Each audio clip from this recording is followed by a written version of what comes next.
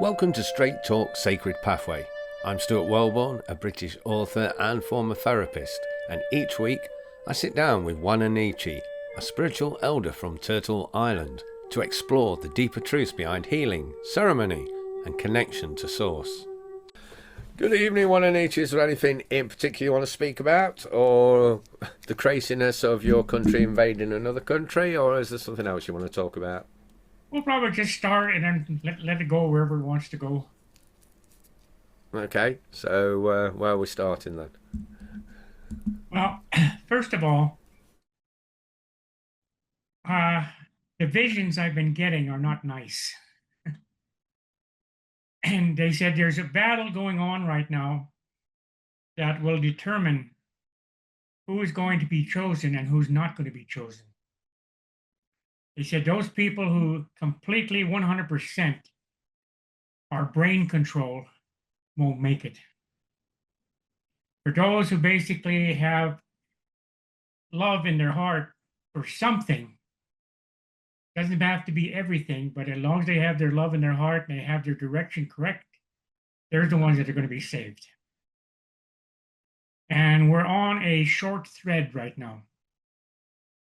In the visions, I have watched a lot of destruction coming to the human race. And I don't really like the visions I'm getting. And I just, sometimes I pray that they won't happen the way they're going to happen, but they're going to happen. Because people are slowly becoming zombies and they seem to be completely mesmerized by the wrong things. Even when I look at the religious denominations, they teach one thing, but they grab with the other hand. They talk about God, they talk about Jesus, but yet as soon as the sermon is done, they run to the bank. And they're giving people false information in order to, how do you say, in order to benefit their own greed. And people go there thinking that all they have to do is go to a revival, to go to a place where these people are talking, and they paid their penance. But it doesn't do any good if you're told something and then as soon as you leave, you forget. You forget what the concept always has been. That's why the indigenous people never had a how would you say, an earth-based religion. Their religion was based on one thing, and that was the word of the Creator, which was we needed to have love in our hearts. And people are forgetting that message because people are talking against it. We are no longer a world of people who have compassion. There are very, very little. Just like when you look at the broadcast and the followers right now, we got about 79 followers when we should be in the hundreds of thousands. But people will sit there and they'll just disregard because they only want to hear what they want to hear. And when the time comes, a lot of people will finally realize what we're supposed to be doing. Well, sorry, too late. You have to basically make your decision before.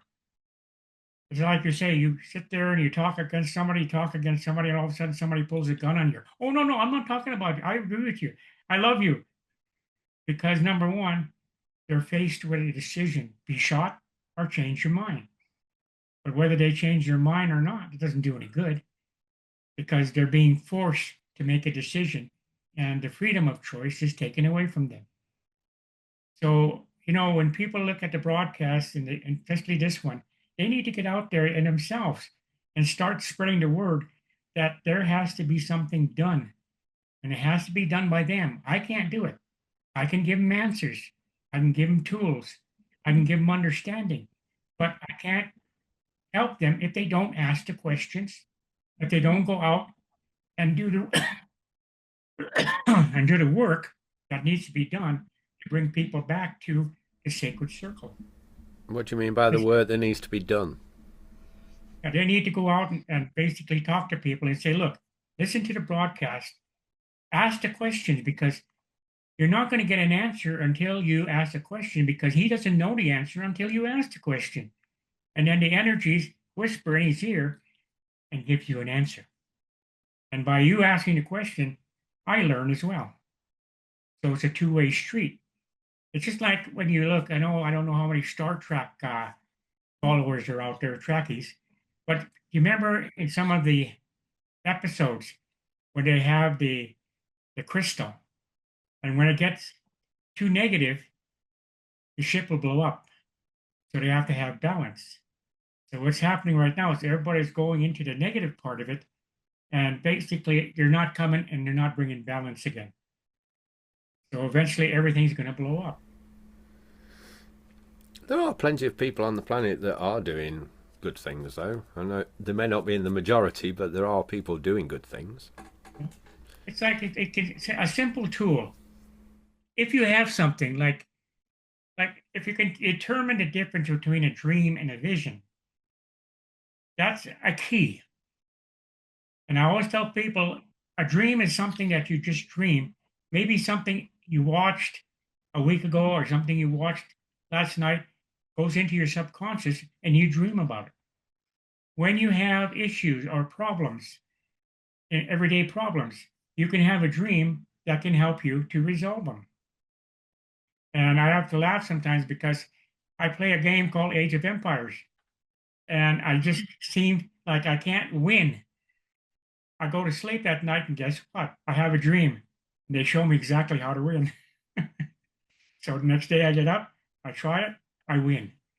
So a dream can help you solve certain problems because they show you things.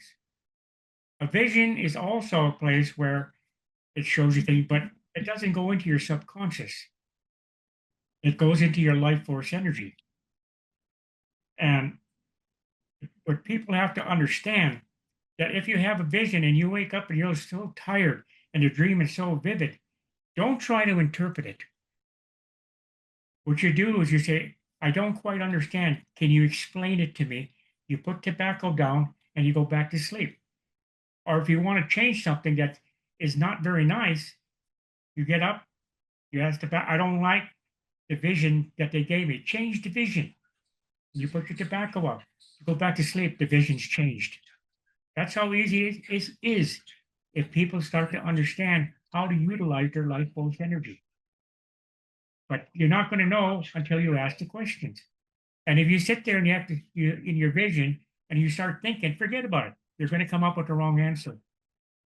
You can't sit there and try to interpret a dream by thinking. You have to let it come to you. And when you finally sit there, you may be driving down the road, you may be walking down the road, you might be doing anything. All of a sudden, boom, the bell goes off, and you say, "That's what it means." But right away, we want interpretation now. We don't want to wait till it actually comes, because there's always a time for that vision to take effect. And people have to realize that. And there's certain tools they can use. If they don't understand something, go out, offer tobacco, ask the question, or get on telecast, ask the question. And I'll probably about 99% of the time, I can give them an answer. If it's meant for them to understand it at that particular time, the answer will come to me. If they have to wait a while, then they're going to have to wait a while until the vision itself becomes, real. And when they start to understand in their vision, there's always an energy that comes to them. Normally, it comes in the form of an animal. And that animal will start to show you the pathway. You will follow this animal and you will go down this pathway. And when you get to a certain point, that particular energy disappears and another one comes to take its place to help you continue your journey. And you usually get some kind of a lesson from each one until you finally, the light goes on and says, that's my connection. That's who I am. That's why I was placed upon this earth. And that's why the indigenous people had so much knowledge, because they were picked for certain things within the sacred circle of what they had the ability to do. But it's like you say, you take up one person and you get 5 people sitting on a couch, and you tell them, let that couch up and move it. Well, it's impossible for one person to sit there and move you. But he looks around and he sees all these other people who have the gift, have the strength. So he calls them all over there. They lift the couch, and they move it. So they have to understand that the reason why the sacred circle is so important is because within the sacred circle itself, everybody helps everybody with their knowledge. Oh, wait for me to say something there. I see you smoking, blowing smoke signals. Say help. Yeah, my head's up my arse today. I've just had a rent increase, a big one, so I'm like, fucking hell. Where am I going to find that money from? It's But just like we have conversations sometimes, with Matthew, and he'll sit there and try to explain things to me, and I already know the answer because that's happened to me maybe a year ago. And I always tell him, it's for your understanding, not mine. So what they're going to do is give you information so you understand what you're supposed to be doing, not what I'm supposed to be doing. what are you supposed to be doing then? Yeah. I said, I'll give you the tools, but if you don't use the tools, what good is it? Yeah. So, I mean, much of what you've just said you have covered in previous episodes. You started off saying that you've had some dark visions. Are they for 2026? No, they're probably, if I have it correctly, the first time I had it, they said they had just under 7 years. And a year has already passed, so under 6 years. Or it could be even a lot quicker the way society is pushing it. I mean, if people don't start realizing the evilness of leadership, then it's going to come a lot quicker. Yes, talking of the evilness of leadership. Mhm. It's just like what Trump did now in Venezuela. Yeah, well, there you go. Almost that gives other countries the right to say, well, if they can do it, we can do it. China says we can do it. Let's take over Taiwan. Russia said, okay, let's go beyond Ukraine. Let's take over Poland. Let's take over Moldova. Let's take over Turkey. So we're giving a green light for dictators to do what they want to do. But why is Congress and all those things that are supposed to prevent him from doing that? Because you are a democracy after all. Why is nothing being done to rein him in? They they want to be part of the power. They want to be in with the in crowd. So whatever the people are doing, they don't say anything because they want to be on the in crowd. They're afraid to say anything because they say the guy's going to badmouth me. The guy's going to come after me. So they sit there like blind sheep, not even understanding that they have the power to remove them. But do they? No. It's just like they're wearing blinders on, and their mind is so controlled that they have nothing left in their heart. Would you say that he's done it for the oil then? What was Not that? Has he done this invasion of Venezuela for the oil, or has he done it to remove a drug baron? Yeah. We're talking about oil too. When are people going to realize that all these catastrophes, the earthquakes, volcanoes, are being caused by we're taking the oil out of the earth? It's like your car. You sit there and you run your car and you don't put oil in it. The car blows up. The engine blows up. So the more they take out of the earth, the more they start looking at the destruction of the earth. And that one of the greatest films I've ever seen that I wish people would look at it, but not as a movie, but as an example of what's going to happen if we don't start realizing what we're doing to the earth, and that is Krypton. Mm. When they took all the resources out of the earth, out of their Krypton, it blew up because there was no more stability.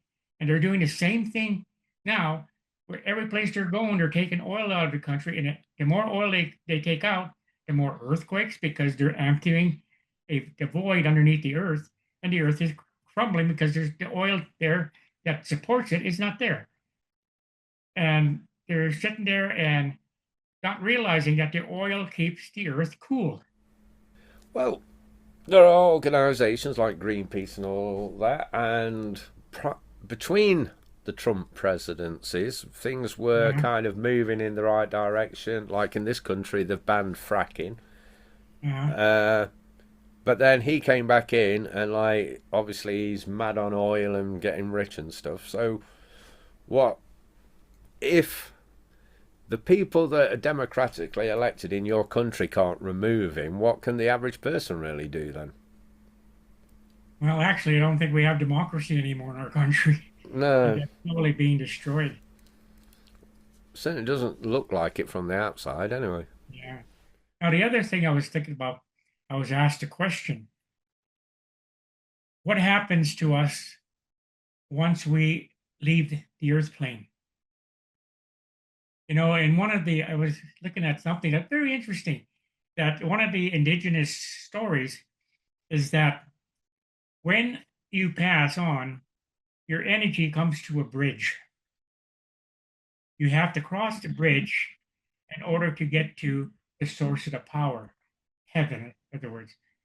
But before you can get into heaven, you have to be judged by nature. And nature decides whether or not you were a good person or a bad person by the way you treated nature. And if your good part overwhelmed your bad part, you're allowed to go to heaven. You're allowed to go to the source of the power. I wonder how many people would make it if they would sit there. What have you done to nature? Well, I mean, we all drive cars, so we're not doing any benefit to nature. Does that Yeah. count? Or,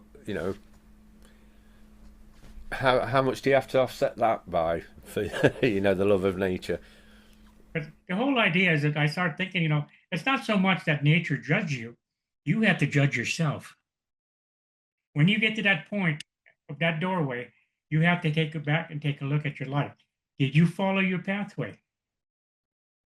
If you didn't follow your pathway, well, sorry, you're not getting in. So people have to start realizing that in order to get what they want to call heaven or the source of the power, is that you're going to have to start walking the pathway of your heart, because that's the only thing that's going to let you go in. That's why I really believe, like when they asked me if I believe in reincarnation, I said no. They said, why? I said, because I don't like to call it reincarnation. They said, well, what do you call it? I said, recycling. I said, they give you a second chance. So you're recycled. But then a lot of people will sit there, especially all these people that are doing these past life experiences. Why would you want to learn about a past life experience when you didn't make it? So all the things that happened in that past life, if you had one, it doesn't do you any good. Your slate is clean. You have to basically, the only thing that you should take with you when you come back into this world is your gifts, your understanding. But if you don't use your gifts, well, you may be recycled a third time, but then that would be it. So you don't buy into the karma then that carries on from past lives. Mhm. Negative karma in Indian philosophy, even in psychotherapy, the past lives, things that have happened in a past life may be affecting the current life. So do you not believe that we can carry negative karma from a previous life into a new one? If you don't learn the lesson that you've been given a green slate, if you keep looking in the back, and sometimes you have to resolve things. Yeah. Things that you did in your past, you need to basically resolve them in this.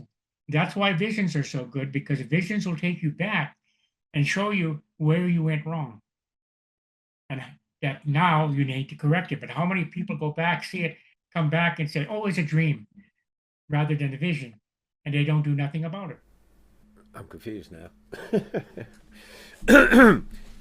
if it So what guarantees the clean slate then? Because you just said that if you didn't learn it, you bring it forward, Now they give you sometimes maybe two, three, four chances. right? Like I was given a message a long, long, long time ago, but I keep coming back to the earth to try to get people to understand the message. it doesn't seem like the message is only getting to a few people. But then I was sitting there one day and he said, well, I shouldn't get frustrated because people aren't listening. What you should do is be thankful that there are some people who are listening, Hmm. and that is your accomplishment, because that may be 100 more people that wouldn't have made it if they wouldn't have heard you. So you have to look at not helping just one person, but giving the message out and let the people come to the sacred circle. And then again, free choice. You have to basically give them free choice. That's why I don't like talking about the vision sometimes, but it talks about destruction. By talking about destruction, does that force them to make a decision without using free choice? Yeah, I get what you mean. Feeling pressured. The other thing, though, I mean, we are at the mercy of algorithms nowadays. So it's not that your message doesn't resonate with people. It's just hard to get in front of people because of algorithms. They all reward certain people Mhm. because they got, you know, if we'd have started this 10 years ago, you'd have probably had like 1 million followers by now. Yeah. And you could say absolutely anything you like, and it could all be bollocks, and like you'd be getting away with it because the algorithm would just say, "Well, you've got 1 million followers."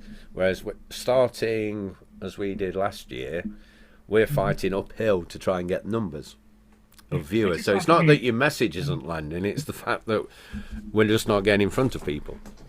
it's just like I just got a message saying, when you look at society today, who are the people they follow? They follow the people who criticize. Not, Mm. they don't tell you what you need to be doing to accept this. Don't accept this. Don't accept that. And all of a sudden they got 1 million followers because they want to get into a situation where it allows them to hate. It allows them to vent their hate. And judge Right? people. Yeah. And a lot of other people, it's like the pros and cons with Kirk. Oh yeah, yeah, yeah.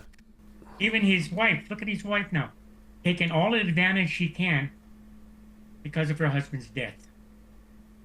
Is she? I don't Oh follow. yeah, every time she comes on, she's now starting to be at a point where people are talking that if Vance runs for the presidency, she's going to be the vice president. But that's what I mean. I mean, they sit there, and even when you go on to newscasters, they always plagiarize. They always add things to their story that's not completely 100% true, but they get followed. I know what you mean, but people aren't very discerning about the fact that they're being brainwashed or manipulated by the news. And that doesn't matter whether you're on the left or the right, really. Each has got an agenda that they're pushing and will lie. Maybe the right lie more than the left, but people aren't discerning of the truth. They just take it at face value, don't they? The vast majority of people, and there's not a lot you can do about that. It's almost to a point where I was sitting there the other day thinking, and then I said, quit thinking, feel. So sitting there feeling, and all of a sudden I said, I should only be concerned with those people who want to get correct answers. Be concerned with those people who want to find their pathway. Work with people who want to understand what their pathway is. And a great expression, the rest of them, the hell with them. Because there's no hell, I know, but they're going to basically, again, find out that once the cleansing comes, there is no source of power that they'll go to. They'll just become non-existent. They will become nothing but a memory. Okay, we've got 6 minutes left. So all that what is when you say they disappear? What like in what do you call it? Not End Game. Infinity War with the Marvel, like Thanos, at click of the fingers, and everybody just turns to ash and Yeah. disappears.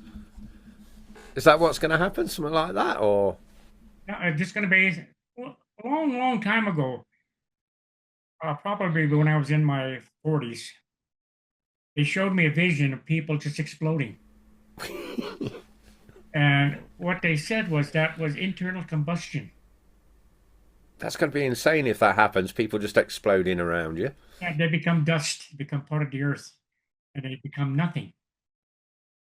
And I kind of understood now when they said when you look at some of the predictions, they always say a blast of, or just said like an explosion, like a nuclear war. Well, would that explain internal combustion? Or just big boom, and they're gone. But how, right? Let's just say it's a nuclear thing then. How is that going to be discerning between who's like on the path and who's not? Because All if, the energy will do when the negative energy comes in to destroy, they'll look at a person's heart. but what I'm saying is, let's just say a nuclear bomb goes off down the road from me.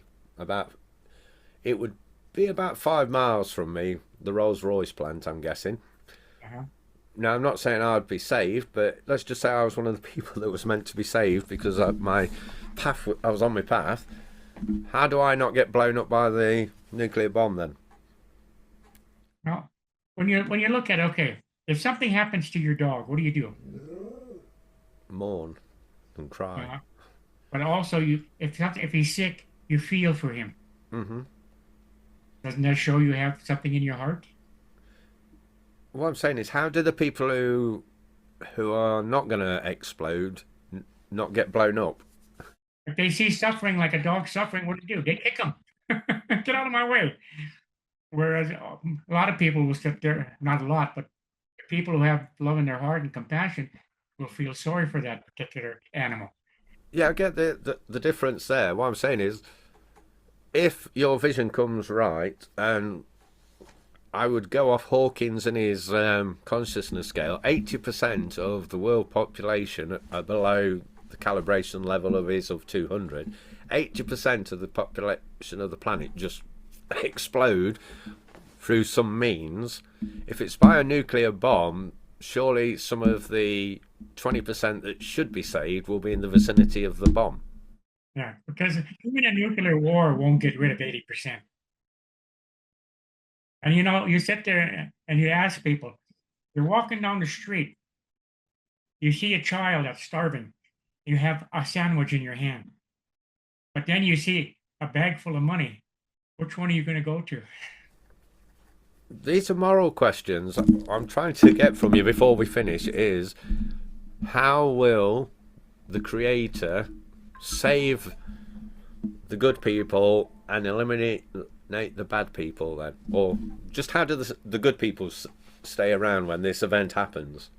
If you look at the prophecies of the Hopis, they say that just before the end comes, spaceships will come Right. and they'll pick up the people basically that have been chosen, and they'll take them from the earth, and then the earth will be destroyed or cleansed, I should say. That's a bit grim though, isn't it? Because what about all the Mhm. animals? Yeah, well, the animals too. Just like when I ask people the question, said, how many kinds of animals did Moses take on the ark?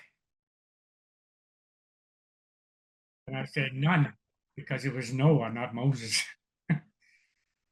Kind of trick questions, sometimes, that kind of puts people like, say, for instance, when I meet somebody, I say, uh, what's your name? Mary. Spell it. Mary. No, I said spell it. But people only want to hear what they want to hear. They don't hear the ending. And they want to sit there and analyze right away, and they come out with an answer without even feeling what the answer is. Okay, we're down to the last minute, so we'll get cut off very soon. But so the spaceships will come and save the good people. Will they be taking all life that's all the biodiversity from amoebas all the way up to whales with them as well before the Earth destroyed? You asked an interesting question too about the animals. The animals aren't going to be affected. Only the humans are going to be affected in the cleansing. So only the humans have to be taken onto the ships and taken into space where they'll be safe. And then the Earth will just be left to the animals then. And Yeah, it'll be cleansed. It'll be a whole new Earth. But the animals will survive, the ones that are behind. Yeah. That's good then. Thanks for listening to Straight Talk Sacred Pathway. If you'd like to ask one of Nietzsche a question, you can email me at stuart@realityresponsibility.com. The link will be in the description. And don't forget, you can download a powerful guided meditation for free at humancircleoflife.com.